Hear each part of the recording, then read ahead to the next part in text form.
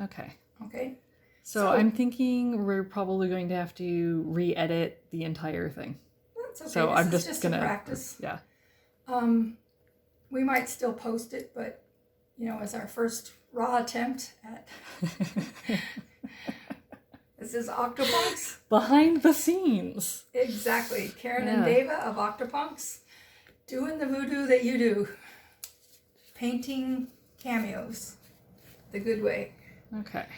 Our little numbers going up on the screen, that will yes. verify it's video taping or whatever, digital taping. So if I pick stuff up, it seems to zoom a lot. A lot. Dance of the hummingbirds. The important thing is to hold it still, because then it will autofocus on its own. But if it's moving, it won't. Yeah. So I'm going to be interested to see if, because it's not zoomed in super tight, but oh, I forgot to put my gloves on. Oh yes. Do you want me to hand you the box, or No, do you I have have some. Okay. Always wear your gloves. Because otherwise you get black stuff all over your hand. So. But it's not just for protection. I think it's also because you essentially finger paint them. Yeah. A little bit. A little bit. So the first layer that goes on, the main thing is just to make sure you're pushing the paint way down into every little gap, and it does not need to be neat. Did you show what the fine level of detail on these cameos are when they're just plain? I don't think I got a real good close-up of it. Why don't you, next time you've got a, is this the vertical or the horizontal one? Is it the vertical or the horizontal one? Oh, it's the one with the roses. So it's the horizontal one like this? That one. So next time you get a chance, if you want to show people just the raw one, the way it comes, there's one of them. Okay. So once the paint has thoroughly, you want to work kind of fast, once the paint has thoroughly gotten on the entire surface, then you want to actually, whoops, try to stay in screen while I do this. Is a little hard. So I'm actually rubbing it with my fingers in the rubber gloves. You're also vibrating the whole table. That's because I push hard. So you're essentially both erasing the paint off of the highest parts of the surface and at the same time pushing it down into the little fine details. Without clogging them so much they look sloppy. It's very hard to do this and stay on camera, because I usually do this a lot closer to my face.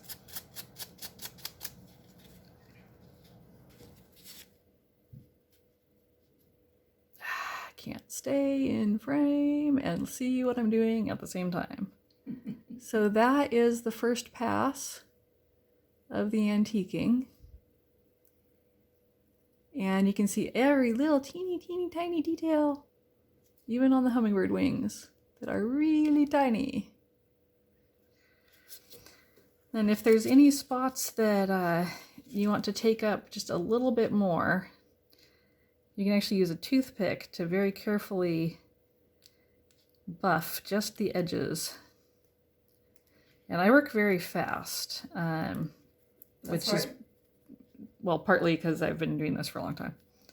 But also you're using, that's why you can use acrylic, even though it dries fast.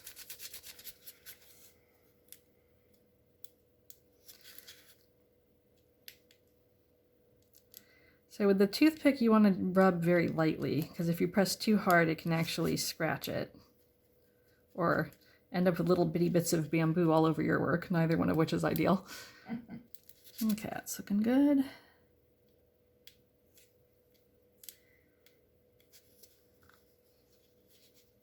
Okay, so just looking out under the light to make sure if I want to change anything.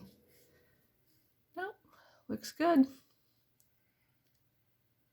So that is the step of blackening it.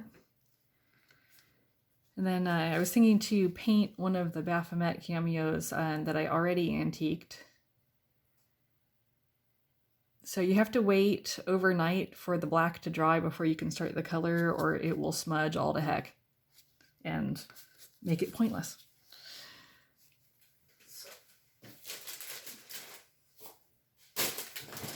Do you want me to get one of the colored ones? Stop this a little closer to me. Which one do I want to start with?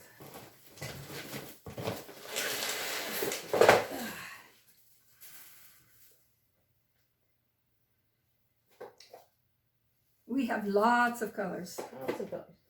Takes a while to figure out which one to do. Tisk. Where did I put? We're looking into a little bin here that has what I would estimate is about 30 different colors. Unless some of them are the enamels. Is that all the acrylics? Yeah, these are all acrylics.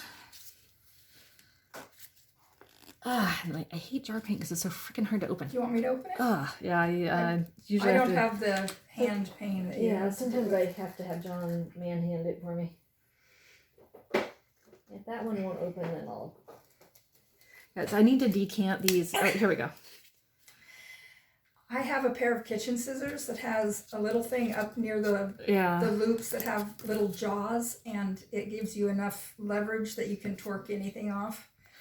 This is too hard even for me. And you're getting paint on the inside of the lid, which is going to glue it together even more. Alrighty then. You don't have any of those kind of kitchen scissors, do you? There's somewhere. Or a strap.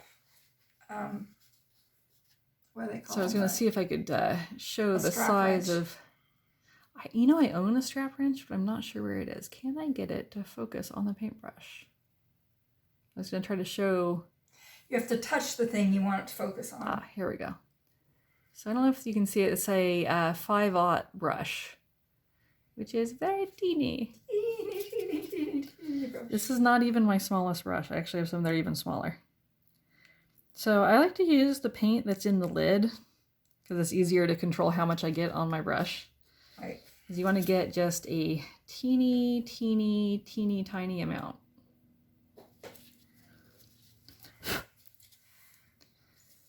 And you'll hear me huff onto things frequently, because what I'm doing is blowing any dust that might be on there off. Now, when you use the cat whisker, do you go get a fresh cat whisker every time, or do you have one in a little envelope? Oh, no, I keep it in my sticky box. Although my one that I was using got messed up, so I threw it away, and I have to wait for my cat to shed another one. That's got to literally be the finest brush that you could probably possibly... Yeah, there's something called an eyelash brush. I think it's the eyelash of like a wild boar or some crazy thing. Or hog bristles.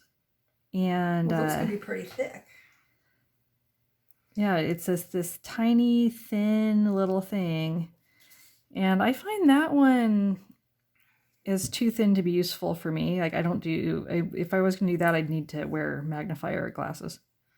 Those are probably for like painting things on a grain of rice or something. Yeah, they are. They're finer than the work that I do, which is already, the work that I do is extremely fine. But not that fine. Because I don't think it's worth it. Oh, fine. Oh, fine. Yeah, I like to paint really small, but not that small. So how long would you say that you've been painting these cameos for our shop? Wow, I have no idea. And I'd have to look through like my computer and look at how old the photos are. It's got to be at least 5 years. Yeah, I probably like maybe like 2012, probably 2010, 2012, somewhere in there. Well, I know we've been Something like selling that. things. I just wasn't sure when you started painting the cameos. Yeah, because it might have been less it might be more recently, but I can't really remember. Well, we were selling them when we were going around to conventions for like at least 3 or 4 years or something. And then it's been almost 2 years since we've been able to do a convention because of COVID. Yeah. Damn viruses. Yeah. I mean, we're always getting con crud anyway, like ordinary flus and things, because there's just so many human beings that, wander around and breathe in your face, whatever, and touch stuff. And handling cash. Yeah, and so imagine how it would be if they were to try and do a convention now. Yeah, I mean, that's why they canceled all of them. Totally unsafe. There's no way. Yeah, the ones that I had scheduled for the beginning of this year are already starting to do the not until next year calls. Yeah.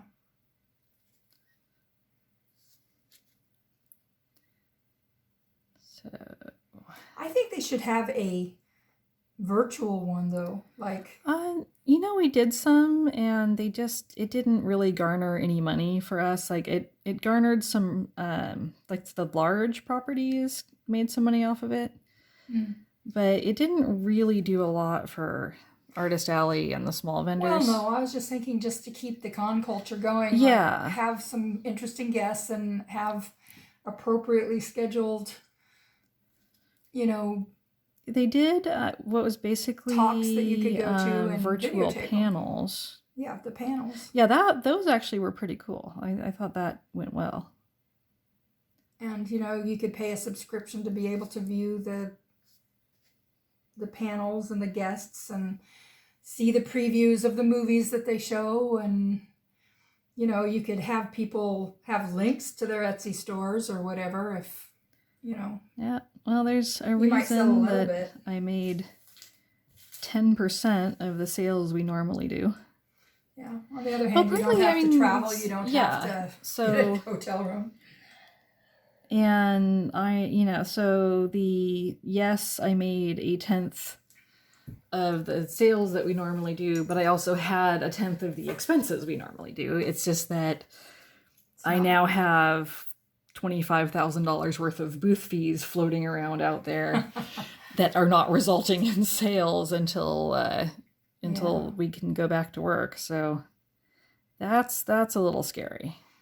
If there's any upside, maybe it will help some of the conventions, because theoretically they should be making interest on that. Yeah. Well, what was nice is the convention centers and hotels totally could have legally and fairly ethically act of God claused us and said that we weren't going to get our deposits back because it is a event outside of their control that shut them down. Yeah. So the hotels and the convention centers and fairgrounds and everything, they all said they were not going to do that. Well, you don't make any friends that way. Yeah, I mean, it's not the choice that they made was to either honor those deposits going forward to next year, just like the shows did for us, or to straight up refund them. Yeah, or to well, they said like if it goes beyond a certain amount of delay, they will refund it. But they could have said no. They could have gone straight to screwing us all over perfectly legally. So I appreciate that they did not. Where's my silver? There it is. So that was nice. And because the convention centers and hotels and whatnot did that, then the shows can afford to do it for us. And I just licked my paintbrush again. Do not lick your paintbrush, people. It's a terrible, horrible, filthy habit. Do as we say, not as we do. So it's a terrible habit. That's why people like Van Gogh went crazy. Lead paint and carmine and uranium yellow and all that. Oh, I don't think he was exposed to uranium yellow, but well, anyway. I'm sure it caused a lot of monks to go. Yeah, kooky. Yeah, because all of the illuminators. Yep. I'm sure they were licking their paintbrushes too. There's plenty of stories of slightly wackadoodle monks. Oh yeah. So I try to paint these in such a way that that I don't have to redo the black, but sometimes I end up having to redo the black a little bit anyway. So, because it's so finely detailed on this one that I end up having to go in just a little bitty bit for touch-ups. So this one, the paint in the lid was too dry, so I'm using the paint that was in the bottle. But you'll see I put the tiniest amount on the brush. So we should have timed it so we could say about how much time it takes. Yeah, I'm not It'll actually show on the video. We can see when you started and stopped. Yeah. If we actually post this up, which I think we should actually, we might be able to do the zoom forward at 2x speed on some of the bits. Yeah, because it's watching me do this is probably not super interesting. We're literally watching paint dry. Pretty much. But with style. Well, you know, I'm painting an interesting object. These are very pretty. Oops. I got a little silver on the background. It's okay, because I can paint over it with black later. Why is it not going to this one spot? What is the brand of paints that you're using? This one is Art Alchemy. It's like mid-priced cheap paint. So, interestingly enough, with the Cameos, in some ways, the cheaper the paint, the better. And it's not that doesn't seem like it would be true, but it is. I think it's because it's not too thick. Yeah. So this one is kind of on the thick side for this kind of project. Where I'll show you the black. So this Craft Smart, this is like literally the cheapest acrylic paint there is. And this bottle's super old, so I think I paid like 69 cents for it. I think they're like $1.99 now, but is so cheap. But it's color fast, and then once you put the coating on the surface, it's even more protected. So. And it actually, because the plastic content of the acrylic is so high, it actually sticks better to the acrylic Cameos. And then the nicer paint that you would want for like painting on canvas actually is not as good for this purpose. So these ones are similar to the paints that you'd use for like Warhammer figurines or things like that, but not quite as nice. So just depending on what you're painting on, you need a completely different kind of paint. Are the Warhammer figures acrylic or are they metal? Some are metal and some are plastic. So it depends like how old the figurines are, which edition, or like where you got it. Because some of the big ones they still make out of metal. Because you can just get a much better result with the casting. If you're doing a large object, casting metal works better than casting plastic, apparently. I was just supposing that you needed a higher quality to stick to the metal. Yeah. And like I said, the chemistry is interesting. Like I only know a little tiny bit about it. But the way things bond to other materials. So that's why like super glue has a great bonding strength, but crap shear strength is the way that it bonds to the materials. Unless you're trying to stick your fingers together. Which that's is what it was yeah, and it was for. literally invented to stick your fingers together. Well, maybe not your fingers, but edges of a wound. Yeah. So one time I cut myself at the theater where I was working with a box cutter. Ooh, bad. And I had super glue on my desk next to the box cutter. So I actually just slapped some super glue. Oh my god, it hurts so bad. Like, it stings. Like, nothing else I have done that wasn't a trip to the emergency room hurt as much as super gluing in a cut. But it stuck it together long enough for Kathleen to grab the first aid kit and, bandage my hand. So it works. Yeah, it actually works. That was when you were a costumier at Columbia Actors Repertory. How fun. So, yeah, that's one of those jobs where years later, found out I probably wasn't old enough to work there at the time, technically. But, you know, that was in the 90s when people didn't really pay attention to that. I've had jobs like that. Yeah. Found out later I was supposed to be 18 and I was only 16. Yeah. But it was a great job for high school. Yeah. Working as a receptionist at a motel gives you lots of time to do your homework. It does. So this is not the best one of these I've ever done, but not bad. And after it's touched up, it'll look better. They always look great. You're your own worst critic. Yeah, probably.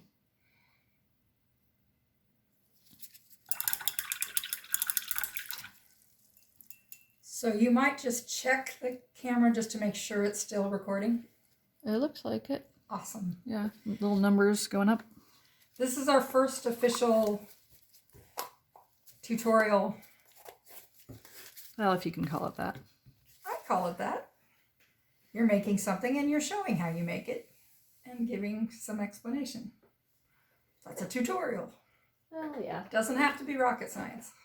I was just saying that because I didn't go over all the materials and everything in detail. Purple? You buy a Cameo, you told them what kind of paint. That's true. Here, a Cameo. Here, some paint. Everything else is what kind of paint brushes work for you. And where's my shiny red? I want the shiny red. There it is. So if you want, you can tilt the label towards the camera just so they can kind of see which one you're using. So this one is Folk Art Color Shift. Called Red Flash. So it's a bright red with a little bit of a blue dichro. Yeah. They were having them on sale, and I bought like every color of duotone they had. So I wish they had more. So, because there are more colors that you could do, and it's a very limited set. Yeah, but there's about 12 colors. Yeah. Including what they call sequin black, which is black with a kind of little flash of, I don't know, iridescence to it. Yeah, it's like a kind of a greeny gold kind of thing. Mm-hmm. But on black. So I got them because I want to do polyclay stuff, and a lot of the techniques I've been watching YouTube videos on use those as a base behind some of the, or they sometimes even massage it into the clay when they're doing what they call canes. Oh, really? Which you follow the instructions on how to fold all the different colors together, and then you take little slices off, and you can make beads or cover a box or whatever with tessellations essentially of the same pattern. Oh, that's a neat idea. They're kind of almost like a kaleidoscope pattern. Yeah.